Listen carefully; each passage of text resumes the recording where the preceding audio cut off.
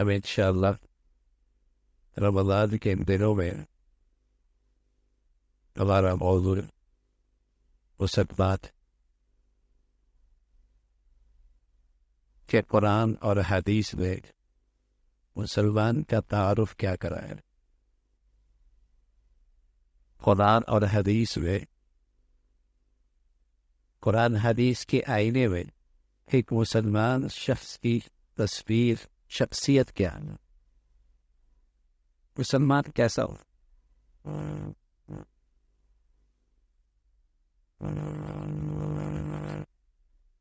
جس کا تعارف اللہ اور اللہ کے رسول نے کرایا، جو قرآن حدیث کے آئینے میں نظر آتا ہو، وہ مسلمان کیسا ہوتا ہے؟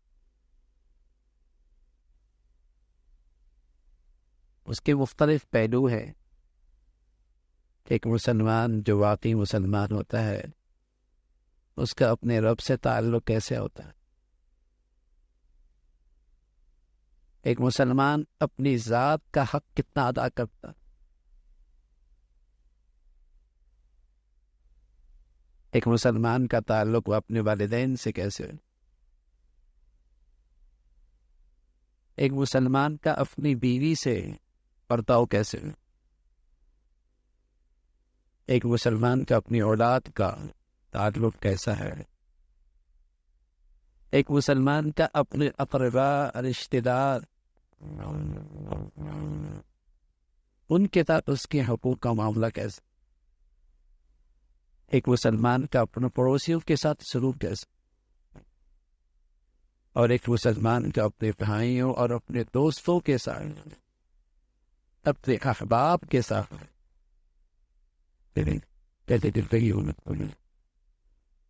اور ایک مسلمان کا سوسائٹی میں کیا کردار رکھنا چاہیے. معاشرے میں اس کا سید کیسا ہونا چاہیے. یہ ایک مسلمان شخصیت کے مختلف پہلو ہیں، اور یہ پہلو کے ذریعے قرآن حدیث سے مسلمان کا تعارف ہے. انہی پہلو کی روشنی میں قرآن اور حدیث میں مسلمان کی شخصیت کی تصویر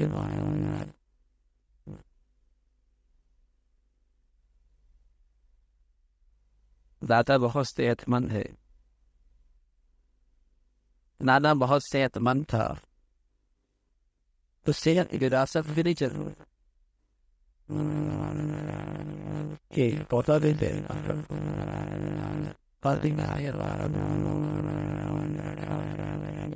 اس کی صحت کے لیے ضروری ہے کہ اس سے وہ غذا اچھی استعمال کی جائے، دوا اچھی استعمال ہے، پرہیز بھی ہو، اور اس کی صحیح وراثت ایسے نہیں چل رہا. اسلام وراثت پہ نہیں چل رہا. یہ آبا و اجداد سے مسلمان ہے. یہ آج تم کیسے لو؟ یہ پیدائشی مسلمان ہے.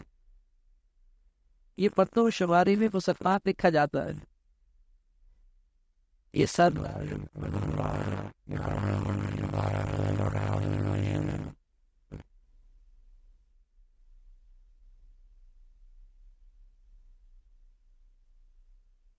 مسلمانی میں بھی وراثت نہیں چلتی. اس کے لیے غذا کھانی پڑتی ہے، دوا کھانی پڑتی ہے، پرہیز کرنی پڑتی ہے، تب مسلمان رہتا ہے.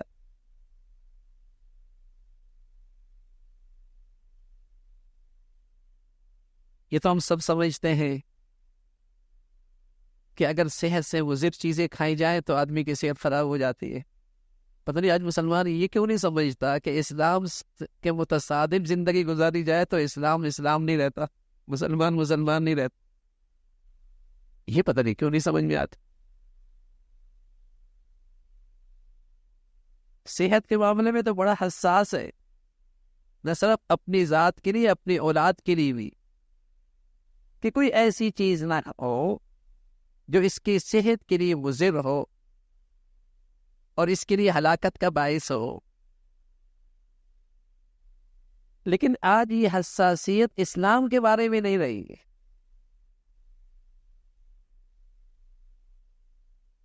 اس پر آج مسلمان مطمئن نظر آتا ہے کہ بھائی آباء و اجداد نے کلمہ پڑھا دیا تھا، وہ وراثت میں چلا آ رہا۔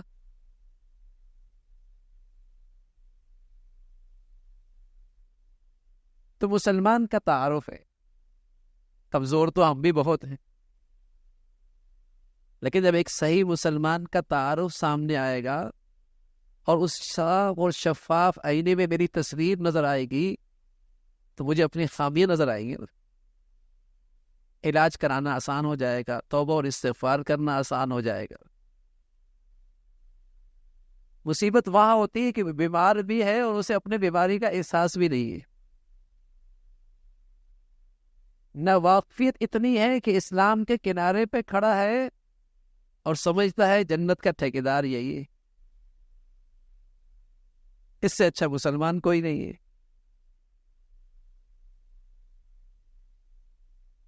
تو صحیح علم بھی مل جائے نا، صحیح علم بھی سامنے آ جائے کہ مسلمان ہوتا کیسا ہے، تو آدمی کے لیے راستہ ملتا ہے ندامت کا، شرمندگی کا، اپنی صحت بحال کرنے کا، اپنا علاج کرنے کا۔ دوا اور غذا سامنے آتی ہے تو علم ہی نہیں ہے۔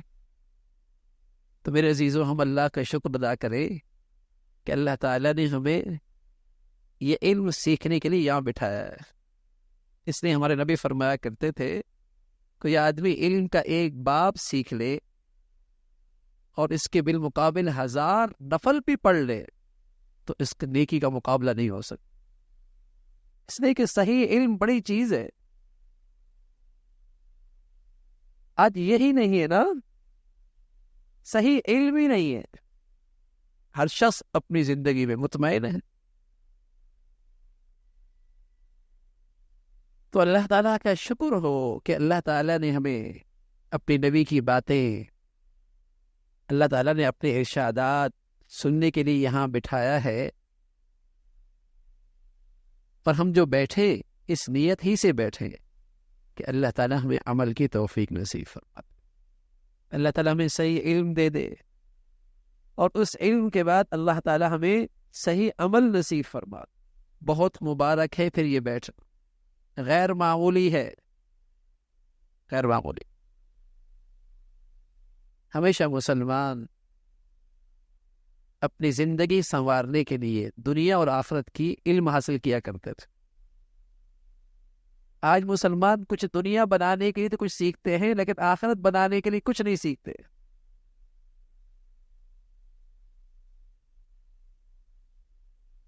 حالانکہ کہتے ہیں کہ دین دنیا ساتھ لے کے چلنا چاہیے، کہتے ہیں دین دنیا ساتھ لے کے چلنا چاہیے، لیکن جب اسے اپنی زندگی کا جائزہ لے تو پتہ لگے گا میاں دین کے لیے کتنا وقت دیتا ہے، دنیا کے لیے کتنا دیتا ہے۔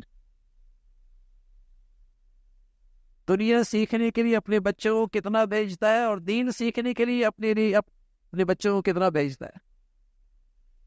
کہتے ہیں دین دنیا ساتھ لے کے چلنی چاہیے۔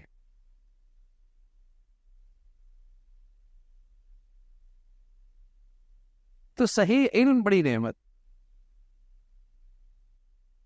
تو ایک مسلمان کیسا ہوتا ہے، اس کا تعارف کیا ہے، اس کے مختلف پہلو ہیں۔ ہم سب سے پہلا پہلو دیکھتے ہیں اس کا اپنے رب سے تعلق کیسے ہوتا، اس کا اپنے رب سے تعلق کیسے ہوتا۔ ایک مسلمان اپنے رب پر اعتماد کرتا، اپنے رب کی قدرت پہ یقین رکھتا، اس کی ذات پہ بھروسہ کرتا، اسباب دنیا اختیار کرتا ہے، لیکن چونکہ بھروسہ اس ذات پہ ہے تو مدد اسی سے مانگتا رہتا، قدم قدم پہ زندگی کے اسباب اختیار کرتا ہے، لیکن چونکہ بھروسہ اس پہ ہے رجوع اس کی طرف کرتا ہے۔ کبھی کہتا ہے بسم اللہ، کبھی کہتا ہے الحمدللہ، کبھی صدقہ دے کر اس کی طرف رجوع کرتا ہے، کبھی نفل پڑھ کے رجوع کرتا ہے، کبھی خود دعا کر کے، کبھی کسی سے دعا کرا کے، بھروسہ اس پہ ہے، کرے گا وہی۔ ایک مسلمان کا اپنے رب سے تعلق بڑا مضبوط ہوتا۔ یہ قدرت کے نقشے جب وہ دیکھتا ہے نا، زمین و آسمان کا یہ سارا نظام، تو اس کا اپنے اللہ سے تعلق اور اس ذات پہ یقین اور اس ذات پہ بھروسہ اور بڑھتا۔ ان فی خلق السماوات والارض واختلاف اللیل والنہار لآیات لأولی الالباب، عقل مند وہ لوگوں کے لیے اس کائنات کے اس نظام میں بڑی نشانیاں ہیں اللہ کی قدرت کی۔ تو اس کی قدرت کا یقین اور بڑھ جاتا۔ قدیر تو وہ ہے، قہار تو وہ ہے، عزیز تو وہ ہے، کہ صدیاں گزر گئی، اس نظام میں فرق نہیں آیا۔ یہ اس کا اپنے اللہ سے تعلق ہو، اور اس کی برکت ہوتی ہے کہ ایک سچا مسلمان اپنے رب کا فرما بردار ہوتا۔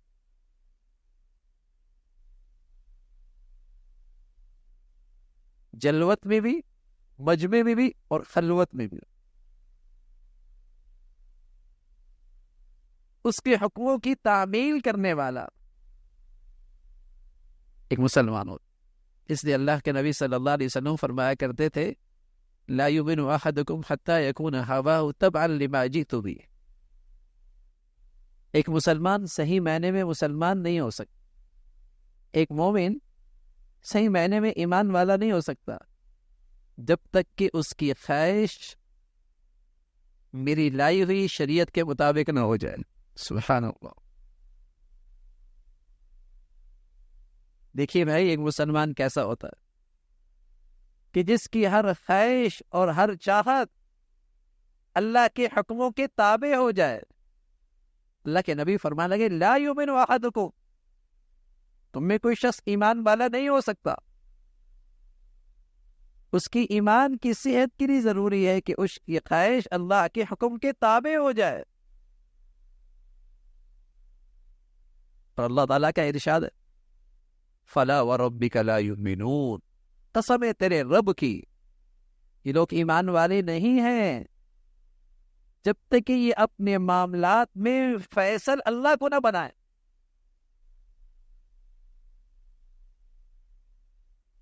یہ اس وقت تک ایمان والے نہیں ہے۔ ایک واقعہ ہوا، ایک یہودی اور ایک منافق کے درمیان آپس میں جھگڑا ہوا۔ منافق لبادے میں مسلمان تھا، بے روپیہ تھا، مسلمان کہلایا کرتا تھا۔ یہ دونوں اپنا معاملہ لے کے گئے اللہ کے نبی صلی اللہ علیہ وسلم کی خدمت میں۔ آپ نے فیصلہ یہودی کے حق میں فرما دیا، حق اس کا تھا۔ اور بے روپیہ جو نام کا مسلمان تھا، اس نے کہا عمر کے پاس چلتے، کیا عمر یہودی کا نام سنتے ہی فیصلہ میرے حق میں کر دیں گے؟ عمر کے پاس گئے فیصلہ لے کر، تو عمر سن لیا فیصلہ، بات سن لی، مقدمہ سن لیا۔ یہودی کہنے لگے، ایک بات فیصلہ کرنے سے پہلے بتا دوں کہ تمہارے نبی نے فیصلہ میرے حق میں کیا ہے، یہ سن لو۔ عمر رضی اللہ عنہ اندر تشریف لے گئے، تلوار لائی اور اس تلوار سے اور نام نہاد مسلمان کی گردن کاٹ دی۔ بڑا شور ہوا مدینہ میں کہ عمر نے ایک مسلمان کو قتل کر دیا۔ تو اللہ نے قرآن کی آیت اتار دی، فَلَا وَرَبِّكَ لَا يُؤْمِنُونَ حَتَّى يُحَكِّمُوكَ فِي مَا شَجَرَ بَيْنَهُمْ، قسم ہے تیرے رب کی، ایمان والے نہیں۔ ایمان والا تو وہ ہوتا ہے جو اللہ کے حکم کے سامنے سر خم تسلیم کرتا ہے، نبی کے فیصلے کے سامنے سر خم تسلیم کرتا ہے۔ اب مسلمان ذرا دیکھے اپنی عملی زندگی میں وہ اللہ کے حکم کے سامنے کتنا سر ہم تسلیم کرتا ہے،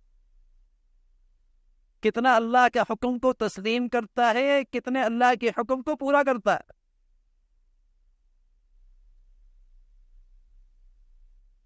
لیکن سرکاری کاغذات میں مسلمان ہے، مردم شماری میں مسلمان ہے.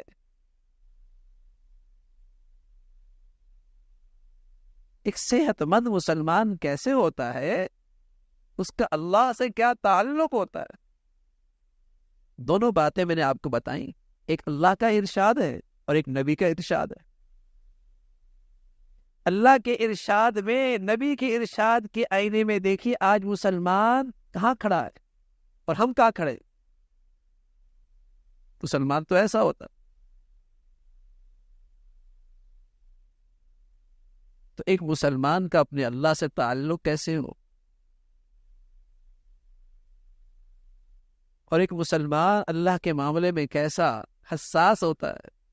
اللہ تعالیٰ جو اس پہ ذمہ داری ڈالی ہے،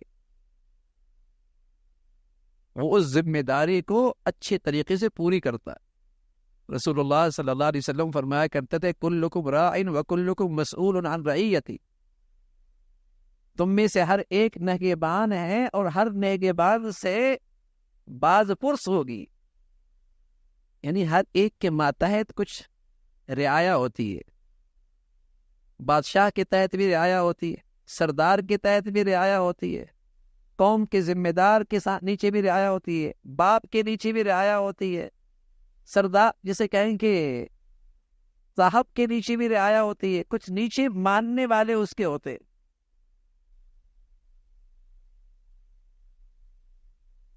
تو ایک مسلمان اللہ کے معاملے میں اپنی ذمہ داری کو کتنا پورا کر رہا ہے،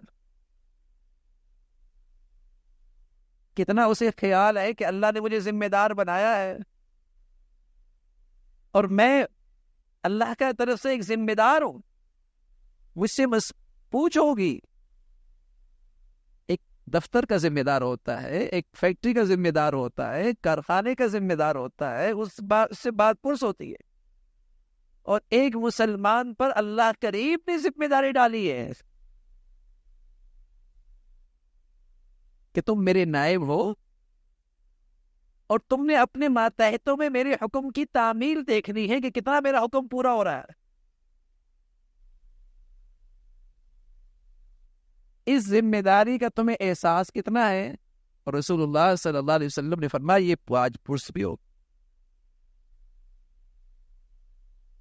اسی طرح ایک مسلمان کا اللہ سے تعلق بایمانہ کہ راضٍ بقضاء اللہ وقدری. ایک سچا مسلمان وہ ہمیشہ اللہ کے فیصلوں پہ راضی رہتا ہے. حضور علیہ الصلوۃ والسلام نے یوں فرمایا کہ مسلمان کا معاملہ بڑا عجیب ہے اور یہ مسلمان ہر حال میں خیر ہی میں ہے، بھلائی ہی کے اندر ہے. ان اطاعہ سرا شکر فکان خیر له وان اصابه ضراء صبر فکان خیر له.